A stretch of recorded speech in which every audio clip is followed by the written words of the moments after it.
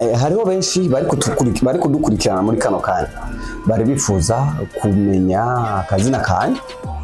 Amazina yanje ni menshi, gusa ndeka gushikira umukinyi w'amafilime muri Tanzania, umukobwa ari hano gusa afise makeyi, ni Etienne Nijimbere, Mugisha Daniel, Bonge Bar, Nyangoma yose nayo wanje yampamagaye ndashobora kwitaba. Ego. Iyi mpamvu itumye tuza hano bwatuganire namwe.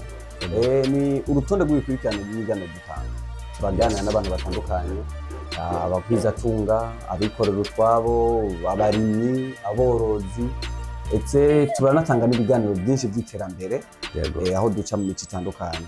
Baba n'abanyempano batandukanye, ariko nawe turi kumwe n'umunsi turi kumwe nk'umwe mu bantu bakora ibintu by'iterambere, navuga cyane cyane ku bantu basanzwe bateramisha abantu bafise ubunywero hano mu gace kacu canke mu komine yacu nziza ya Nyanza. Kimwe mu bintu abantu bakunze kwibaza, barakunze kwibaza ati mbe abafise ubunywero bobo gute, ivyumviro byabo babitanguye gute? Kuko hari benshi afise imitahe bifuza ko nabo botegura ubunywero. Mbe uwo mugambi wakujemo gute? Umaze gukuzamwo wagiye kubyisangamo gute? Ego murakoze cyane kuri ico kibazo cyanyu ciza. Ubwa mbere je natanguye ndi umukozi nkorera abandi, afite nakoreye umuntu umwe, ndabona ko ako kazi ndiko nkora gafite inyungu, gashobora kuntunga kantungira umuryango ndetse kanatunga n'abandi bantu, kubera ko ntidukora twikorera, turakoresha abandi bantu. Ego, so nico gituma naje navyiyumvisemo maze kubona yuko ako kazi gafite inyungu. Ego.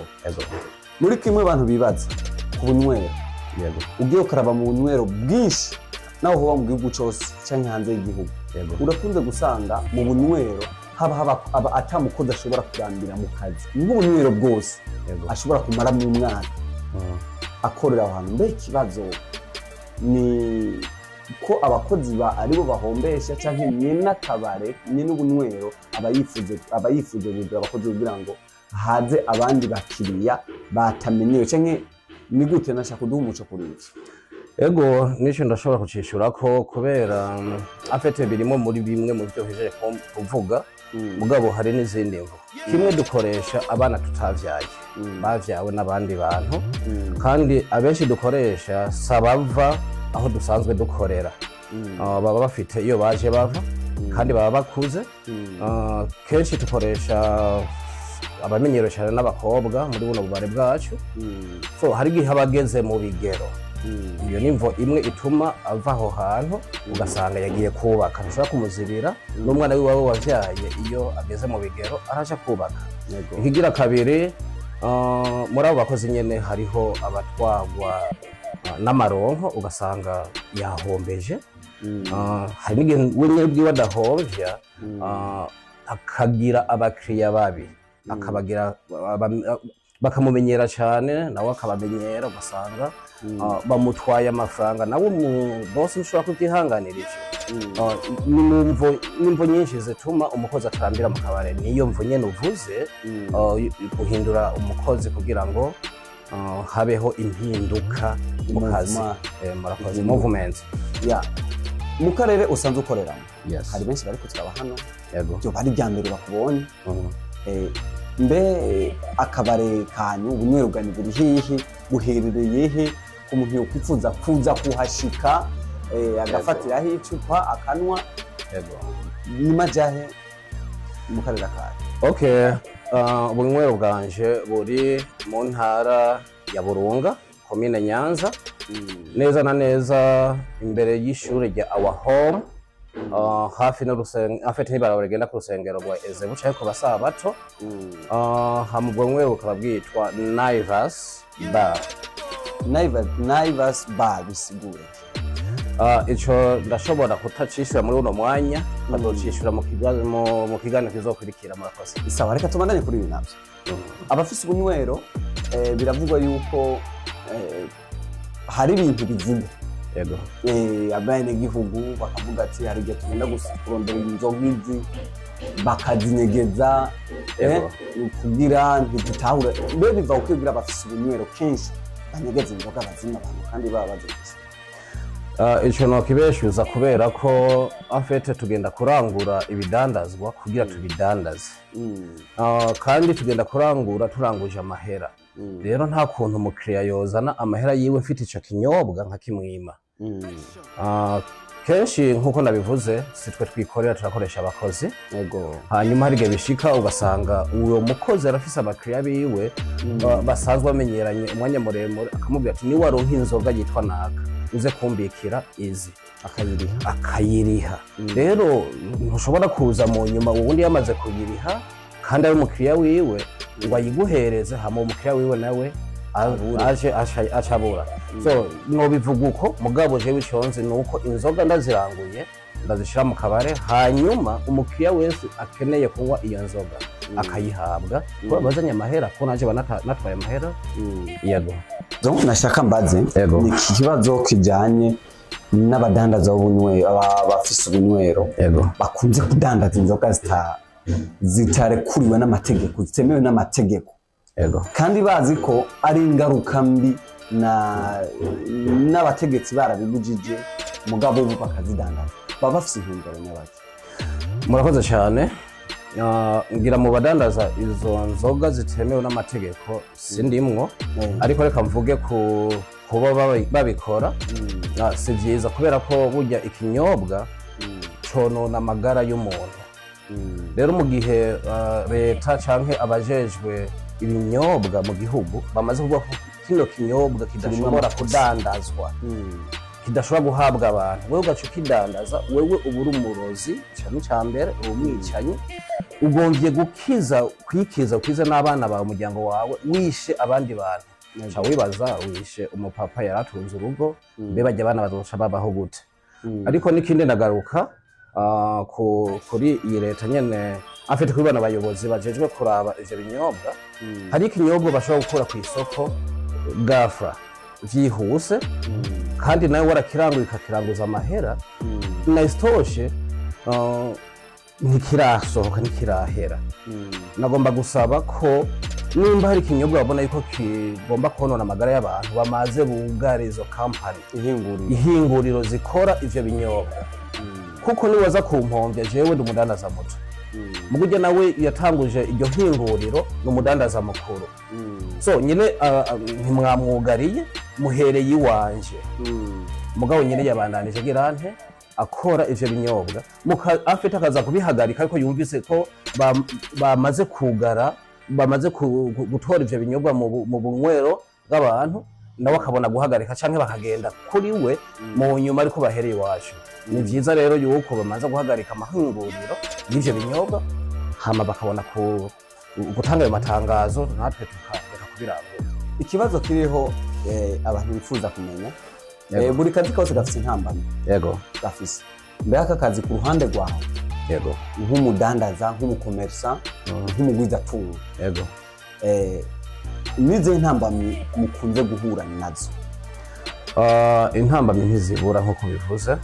Intambamyi ya mbere ni umukiriya aza akanywa afite ashaka kuza afise amahera nk'ibihumbi nka 30-20 mugabo kujya aguma ashiramo alcohol mu mutwe agasanga yandi yarafise mu mufuko yaheze hanyuma agatangura kunywa ku mahera adafise wagera kuja kumwishyuza akakubwira ngo tora tugakuraba ntahwanye n'ibinyobwa yagize nte yanyoye. Ico dusa n'abagikemuye n'abariko baragikemura nubwo bitarakunda neza taratungana uvuga twatoye ingendo yo kwishyuza imbere uvuga ndaguhaye ikinyobwa umpa amahera mu gihe amahera kuba guhereye ntuza kunsaba ikindi kinyobwa utampaye amahera nakiguhe. Iyo niyo ntambamye ya mbere twabonye mugabo turiko twikemura muri ubwo buryo. Indi ntambamye ni umuntu ashobora kuza yanyoye hari ubunywero bwinshi akaza yanywereye mu bundi bubare akaza mu kabare kiwawe mu bunywero bwawe yamaze guhaga gushika atera umudurumbanyo mu bakiriya asanzeho canke agashika mbere umenga nta nico yanyoye mugabo kubera ashizemo kandi kamwe ugasanga atangiye gutera umudurumbanyo tanguye kumeragura ibidaje ndafise ahantu nk'ibidaje biba vyamenetse kandi ibidaje biranazimvye en fait umuntu akaguma ahomba muri ubwo buryo so intambamyi ni nyinshi sino zivuga ngo ndazimare murakoze. Okay, ikindi kibazo naco sikindi ku bijyanye n'abigeme yego basanzwe bakora mu bunywero yego biravugwa yuko abigeme bakora mu bunywero igice kinini cyabo yego baba bafise ingendo cyangwa novuga baba bafise ingeso babitirira babavuga yego zitameze neza yego nkamwe nk'abakoresha yego ingeso y'ubushurashuzi yego muramaze kubibona ko bibabako? Nta muntu abura inzoka mw'ishamba batayiheze birabaho ariko gusa ntavyo noshigikira cyane kuko ndamaze gukoresha abakozi batari bake ngira nk'abo nabonye ko nk'iyo ngendo bari nka babiri mu bakozi nka 10 niko nobivuga nico gito bavuze nta mwongo buri sato ibidahizwe ariko mugabo bose siko bameze kuko ndafise nk'abakobwa babiri nigeze gukoresha mu barubatse zabo bagize mariage baramaze no kwibaruka kandi ngo zabo zimeze neza kandi mu bihe nabakoresha iyo ngendo ntayo nababona mu vrema. Yego tugaruke kuri iki naco wishitse yego umukozi ukoresha agahombesha yego nkamwe muca muvyifata mu gute? Mu bisanzwe novuga yuko nta rudandazwa na rumwe rubura kunguka no guhomba. Icambere tumaze tukaganira n'umukozi wanje tukaraba igihengeri cahabaye kugira ngo ivyo bintu bibe bishobotse tukagikemura mu gihe tuba twabonye ko kutabaye gusamara kwiwe atabikoze mpaka turaraba ko tubiganira nawe kimwe nimba atari amahera menshi turashobora kuvuga duti okay nimba wahembwa umushahara w'100 turashobora gukurako nka 10 kuko nabo bayaje gukora abafise umuryango kandi abafise icatumye arondera akazi akora akazi ashobora gukurako 10 kugeza ico gihengeri giheze kuko naho nyene uvuze ngo ntubikora uko acaguma yijajara nimba kuno kwezi yahombesheje 100 kundi kwezi n'amajana 2 kundi kwezi n'amajana 3 iyo mpamvu bisabwa yuko kira muntu wese ahagarara mu ruhande rwiwe nkuko nimba ndi mukoresha mpagarara nkuko nkeneye inyungu nawe nimba ari umukozi hajya ahantu abona yuko vyamugoreye kuri uko gukatwa ayo mafaranga nawe acagerageza kuraba mu kundi kwezi yogerageza kugwana. Tugage kuri kinako ca nyuma cyo badoshaka mperezeko ni kibazo cyo kuduza ibiciro inzoga za Brasserie ni ikintu leta y'ubwayo yaragihagurukiye ariko biboneka ko iyo ngendo muri bene ubunywero idashaka kubaheramo. Yego cyo kimeze gute? Sinzi ko mwobamo namwe mufata utwanyobwa twa Brasserie sinzi ko mwarigeze kuza kunywera muri buno bunywero hama mubone ko iyo ngendo yo biri muri buno bunywero so rero nibaze yuko naje ndavyumva ku bandi gusa mugabo ngaha muri Nyanza waragize ikibazo c'imodoka za Bralud zidashobora amakamyo ya Bralud adashobora gushika muri mega Nyanza ashikira mu mabanda maze gushikira mu mabanda rero umugwiza atunga w'iyo mpuze mega yangahe Nyanza yadusavye ko twogenda twatora inzoga mu mabanda cyanke azimanukane dushire ko amahera 1,500 kw'ikarato kugira ngo nawe aronke ibitoro n'amapine y'izo modoka ziwe.